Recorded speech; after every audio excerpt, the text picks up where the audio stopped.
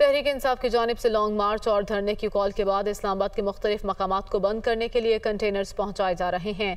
इंतजामिया की जानिब से कन्वेंशन सेंटर की पार्किंग में कंटेनर्स का जखीरा किया गया है। मज़ीद तफसीलात बता रही हैं मरियम इलाही।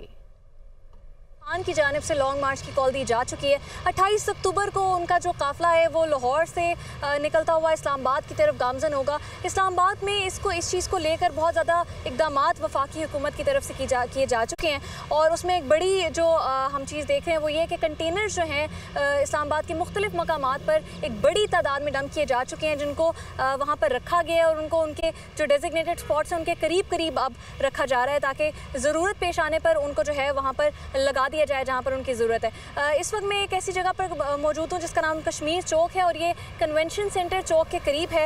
इसके साथ साथ ये आपको सरीना होटल के साथ आपको कनेक्ट करती है, आपको श्रीनगर हाईवे के साथ कनेक्ट करती है, ज़ीरो पॉइंट के साथ कनेक्ट करती है, यानी कि इस्लामाबाद के कई इंपॉर्टेंट अहम जो इलाके हैं, मकामात हैं, उनके साथ ये आपको कनेक्ट करती है। यहाँ पर बहुत ज़्यादा तादाद में कंटेनर्स यहाँ पर मौजूद और यहाँ पर क्रेन्स जो है इस वक्त लाई जा चुकी हैं, जिनको जब ज़रूरत पड़ेगी तो यहाँ से इन कंटेनर्स को मोबिलाइज़ करने में उनकी मदद दरकार होगी। और इस तरह जो है वो जोन से ऐसे अहम मकामात हैं उनको सील करने के लिए इस्लामाबाद के दाखिली और खारजी रास्तों पर भी कंटेनर्स हैं और इस्लामाबाद के भी मुख्तलिफ मकामात पर एक बड़ी तादाद में कंटेनर्स नज़र आ रहे हैं जो कि किसी भी टाइम यहाँ से मोबिलाइज़ किए जा सकते हैं जो ही काफ़िले जो हैं वो इस्लामाबाद के करीब करीब पहुँच जाएंगे। जी।